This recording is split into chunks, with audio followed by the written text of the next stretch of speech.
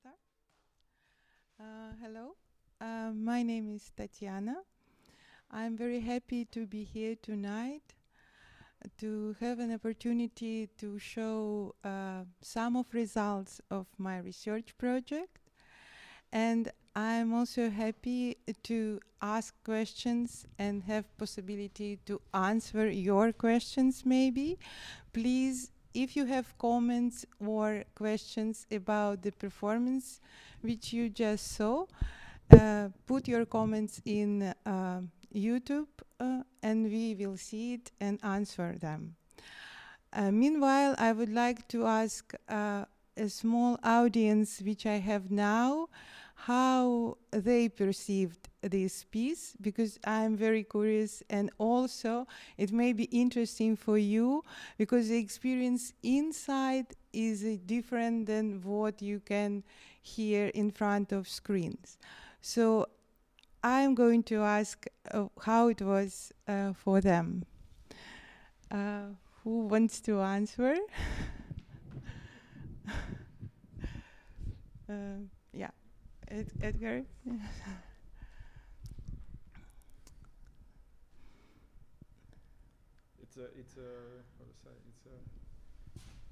It's in many ways an unique experience. Partially, yeah, in many ways. I guess like it's the most unique audience setting I have had in a million years, I think. But that's we start from there, and then where the audience is, and also the audience is in a much smaller number than the presence of the surrounding, how to say, of the equipment or the technology. Let's call it like this. Yeah. Yeah. So there's a very interesting. You could, yeah, it's plainly disbalance in a way, but that's not about the piece itself. I think the piece it has a careful and very conscious attempt towards operating inside of this room and how it takes into account where it takes place, so to say. Yeah. And although normally I would stick in one place and go through allow the process to go over me while I'm localized somewhere. Mm-hmm. Let's say, probably typically it will be a chair. But so I did take your invitation to kind of to walk, yeah. if you feel so. Yeah. Yes. Yeah. And yeah, indeed it gave I don't think it gave like unbelievably new aspects of the piece, but at the same time it really allows me to, yeah, how to say, it's like you have any object from your daily cupboard, and then you just, Yeah, and still it's always, yeah. And it's always different. I'm curious, did text help you to tune your imagination? Did it help to experience, or? I'd say somehow maybe it helped, but not in a way, probably not in a way as it was meant. All right. In the sense that it's very important to know, actually. Yeah, because it's like because I was thinking during the piece that how would I hear it if I wouldn't have received any kind of guideline? Because no, this is basically it's a sort of a map, although I don't find that what the text talks about, I don't hear it in the piece maybe so much, but at the same time I still get a kind of a guideline. Mm-hmm. Wow, that's interesting. Well, but yeah. It's very nice. I'm curious, actually. I was, how was this approached and how was this played out in your? Actually, it's a sort of a tryout for us. It's the first time we are doing this performance public, and because the research is still in progress, I'm curious very much about your feedback, and also about your feedback. If you would put comments or questions, I would be very happy about it. Yes, and that's, I think it's very valuable what you are saying, because it's still in the process, this research. Well, And some of my colleagues somebody also else, have- maybe. Yeah, Marcus? I believe that having some context did help to kind of visualize what the sounds were trying to do. As in entanglement, this theory where two particles are in different places but behave or can behave in similar ways. So I felt during your composition that sounds were kind of placed differently thanks to the speakers, yet they kind of appeared, or how would you say, they kind of created this attack on the situation in very similar ways. So I felt like there was a duality here and there popping up. Oh, so to say. So having this pre-context allowed me to visualize that. Wow. Very So if I were not to have the text, or if I wouldn't have known what your project is about, I wouldn't have made this connection, I think, and that to me. Okay. Yeah. Well, thank you. Yeah, and I'm also curious to know if this was your intention as well, or if you were intending this in your composition. Yes, I mean, for me it's still under a question how much I need to tell beforehand, but it was an idea to give a sort of information beforehand in order to tune people on a right wave. That was an idea, but I'm still thinking about what kind of information it should be, how much, how poetic or how scientific it should be. So it's still under a question. Yeah. Okay. So, but I definitely feel that it's needed for this kind of piece. Yeah. Yeah. Well, Gabi, do you have something? Yeah. Marcus. Just checking online, but there's no. Okay. Yeah, it's very nice to experience this piece by you for the first time here in real life, because we live in the same house, and we often talk about your project and each other's projects, and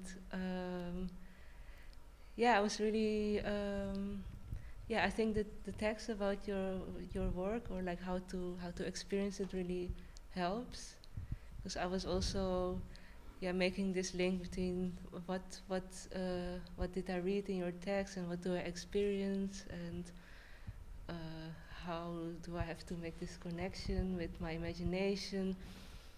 And I was also thinking like, you have two performers, and is maybe each performer is one particle, because I heard two kind of different kind of sounds. Like one sound was a bit more like the thick, and another sound that had more tonality. Mm-hmm. So I was imagining maybe you have this each your own particle, and what I also really noticed was that for example, when one particle behaves in a certain way, the other particle that sounded different was following up or reacting to that, or that was what I was hearing. I don't know if it's true, but but it was what I heard, or what I experienced.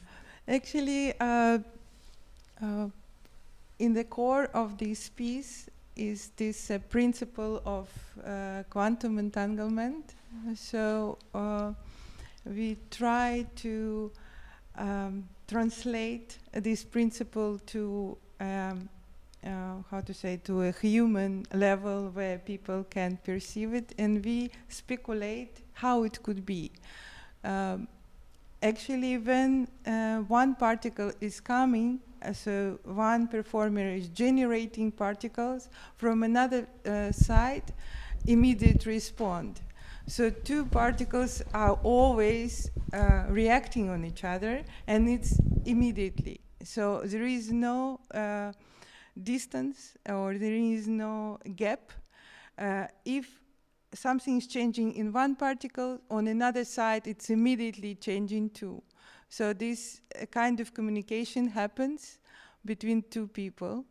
So if I am generating on the side of Marcus something changing, and opposite around way. That's how algorithm made for this piece.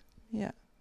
Yeah, because I was also more curious like how, because you wanted to translate this equation to something you can play with and something you can experience, and can you maybe tell something about that? Yes, actually how this research started, I wanted first to find the material, so with what I can work afterwards to make this entanglement. And we started with equation of Denis Gabor, a physicist who proposed a way to consider acoustical phenomena close to mathematical equation of quantum theory.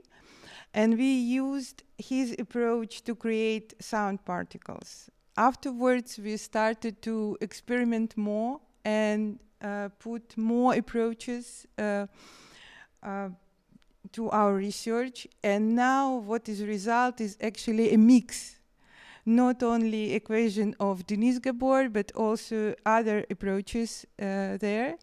But after we found the material, so we found the particles with which we want to work, next step was how to entangle them. And that was the most challengeable part, but very nice. Actually, I'm working with two other people. One is Marcus, who is here, and another one is Giuliano Anzani, who is maybe watching us now. He actually he did main work to implement the idea into software. So what we are using now, basically made by him, and also afterwards modified a little bit by Marcus, and so that's our current result to what we came now. Yeah. If I may say something. Yes, of course. For me, of course, I'm kind of related to the project, but at the same time, most of it comes from, of course, from Tatiana, and also your research that you did with Giuliano. And so basically they came to me with entangled. So for me, I'm a little bit like you. It's like they came to me with these entangled particles. It's like, look, here we have the possibility to create entangled particles. And now let's bring them, so we have them in the audible domain, but it's also like, so what do you do with them? So I think for us it's also, it's really a new research on like, what do we do with these entangled particles? And how do they respond to each other? How can we place them? How can we play with them? What do they do to our own imagination? So I think for me it really feels like also really like a research in that sense. Yeah. Like it's, I mean, you talked about composition. I'm not sure if we should use that term, right? Yeah. Sometimes I'm using more like, it's not a composition, it's more like a communication between two people. We try to hear each other, but nobody knows what this other person is doing. So we don't know what is, I don't know what Marcus is doing, he doesn't know what I'm doing, and we try to hear, but also it's a sort of a process. But it's definitely not a composition, every time we improvise. Yeah. I'm curious about one aspect. Because you mentioned that that somewhere in the logics of the piece that there is this, that if one of you makes a move, let's call it that, then it immediately alters how the other material, what happens in the other material. But in that sense, I'm curious if you have possibilities to make, let's say that you move in, basically is any move kind of brings about this kind of that things kind of fall, you could say, fall apart, or is there also a way that you kind of move with the other?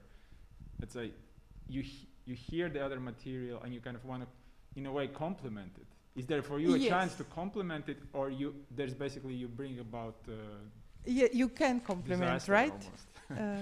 I think we even tried that, but it's not because we are also trying only. Or maybe this is outside of the principle, or which is at the core of the piece. I don't know. Well, I don't know if it's outside or different, like if it's so much outside of the principle, because we don't know how actually it happens. We just speculating on the way, but how to say? It's definitely. In our case, it's definitely also communication between both of us. When I created this setup, I was thinking about layers. So layers of two performers, two people are communicating, but not through words, but through sound. Then we have a layer of speakers. And this layer through which we can perceive this sound. And the third layer is audience, who perceive sound, and it's also a way to communicate through all these layers with us. You know, like this kind of a mix of everything.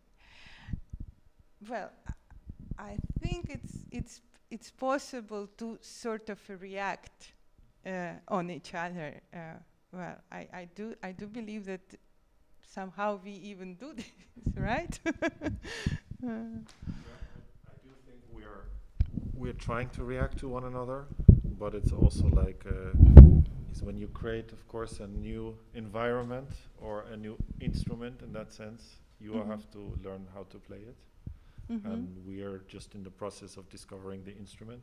As I said before, how do you deal with entangled particles in sound? Yeah. So there's a big question mark here. And I must say I'm really like happy that you're here. Like, kind of feel like you're like willing to partake in this experiment almost. Yes, yeah, like guinea pigs sitting here. So thank you for that anyway. Yeah, thank you for coming. And very much. Also as performers, we of course have to find our way in dealing with the material. Right? Yeah. Especially when it comes from a very, let's say brain-heavy study, right? It's something very.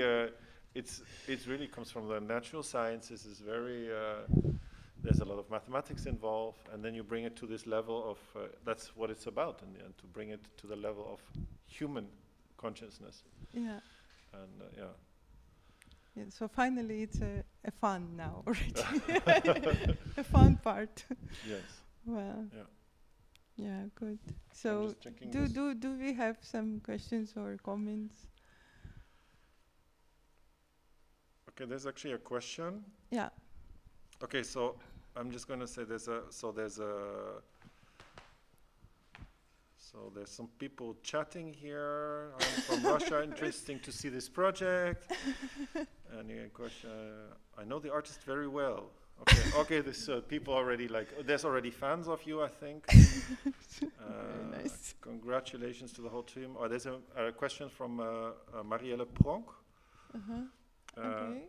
Could it be like communication in a poetical way, but with sounds that react to each other? But in what way and how much do you have control over what you want to communicate? So in what way and how much do you have control over what you want to communicate? Oh, it's actually two questions, right? I think it's very good question because it's a different kind of communication. It's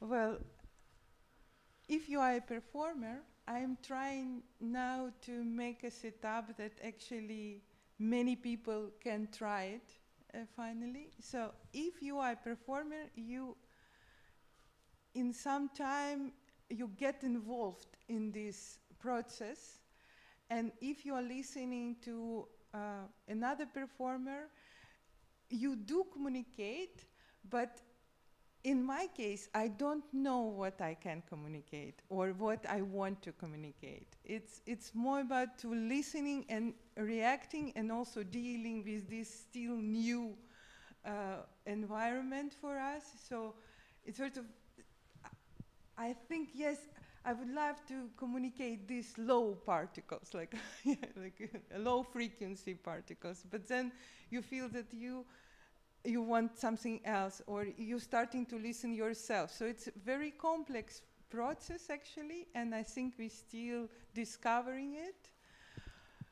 But I don't know how much it's about, do I want to communicate something particularly, or it's more about the process, like that the process itself. And maybe you can say how it's for you. Yeah, I think for me it's similar. I think it's not so much about what to communicate. It's more like, actually, it's more like you're communicating about the thing itself. So it's in a way sort of self-referential. So you're communicating about what you're doing right now, in a way. So that's how it feels a little bit. Yeah. So I feel a little bit more like a surprised audience than like a performer, you know? So, and because also I am, of course, in a way, a little bit, I'm somewhere between you and you, right? Yeah, we should invite Giuliano here. Yes. No, so I also feel like, okay, I'm, again, the same thing, I'm trying to communicate. It's not like I have like a message that I want to get across, but I want to let the particles communicate, and sometimes they communicate and sometimes they don't. And this is what we're still, and this is, I think, that why, this is what we're still finding out, right? Yeah. But it can happen also in real fundamental environment, right? We don't know how it happens, actually. Unfortunately, we can't perceive, but... Yes. But I must say that sometimes I feel entangled with you. Really? Yes. And sometimes That's not. good. So it's like, yeah. Very nice. It's a process. Yeah, it's a process, I would say. What do you think? Would it be different for the one of you as a performer if the other voice was played by the machine, not by a person? Because the program could have been set up. It's like a chess game with a computer, for example. Would that? How would you? Yeah. Would that be substantially different, or the whole thing would fall apart for you? Or I would like that Marcus would answer this question, because he actually tried something like that. Yeah, so like, actually, I'm not sure if you're asking the right person, because of my own background and research in about artificial artistry, and so I don't know if it would matter. I do think one could try this with one, let's say, an artificial performer, right? That's what you're suggesting. Yeah, like, that would be interesting. Maybe it would work even better. I don't know. So that's, again, another question. It will be different for sure, I think. In my perception, it will be different. Yeah, I think it will be different. Actually, we had it like in our, let's say, sound check. We kind of let it run by itself. So we did actually have a mode where it kind of runs a little bit on its own. And it, of course, it becomes a little bit random. And it's a little bit harder to find a form of it's actually interaction. Then it's just it's reaction. hard to find your position in it. Yeah. I think still, even it's about particles, a lot of human part here in this. But that was the idea, actually. For me, it was important that two people communicating. So the whole piece. It's more about communication. It's just to try to understand the communication from a different position, from different point of view. That's basically was a starting point for me. Oh, I think there's another question actually from the stream.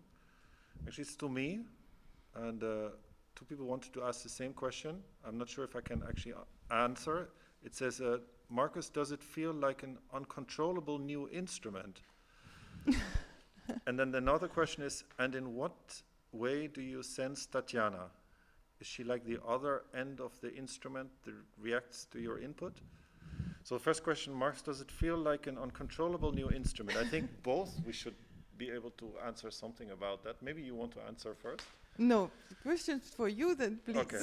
Does it feel like an uncontrollable new instrument? A little bit, yes, because it's like, I mean, it's like you pick up a violin and you cannot play it immediately. So in a way it feels uncontrollable, but at the same time, because it's very fundamental, I do sense it quite quickly. I do have a feeling that I kind of know where it's going and what the possibilities are of this instrument, but sometimes it also still really surprises me. What about you? Well, I know it's from the core.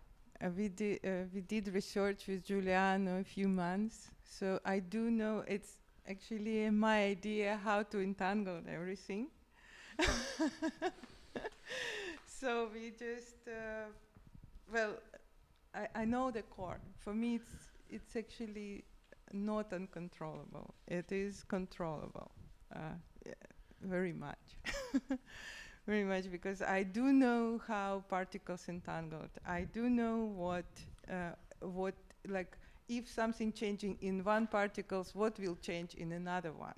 It was like it was inside of the algorithm. We have many different ways to entangle them, and many different ways how they are changing between each other, how they communicate. We have many different ways, but all of these ways I know very well. So it's not uncontrollable. To me, she showed it, like the formulas, how the particles get entangled. And I was like, okay, cool. And what I had to do a little bit translate it into an interface, but I didn't really have to like know or really understand the algorithms. I saw them and I said, okay, cool. But for me, I had to discover them in another way. Yeah. Like the mathematics for me were not the way to understand them, but it was really through sound. So in that sense, I'm more on the side of the audience in that sense to kind of understand this entangled situation. Yeah. But actually we do have a big map. You also know this map. Yes. We always see this map again and again just to remember. So we have it.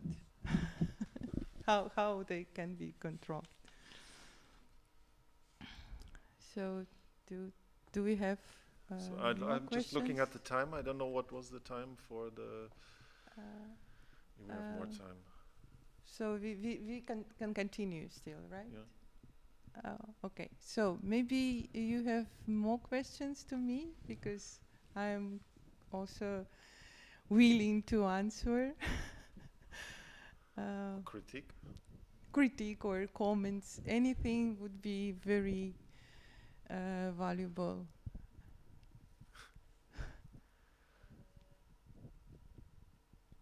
Yeah, I noticed that I had to really concentrate very well on what was happening around me, and because it's very subtle piece.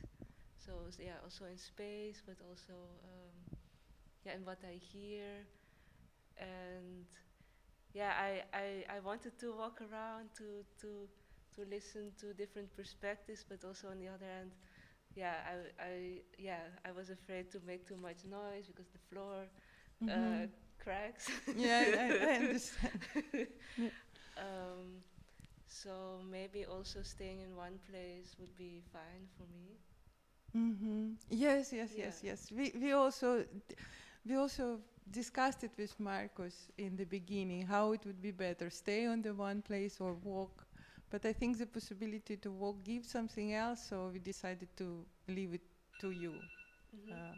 Yeah, yeah.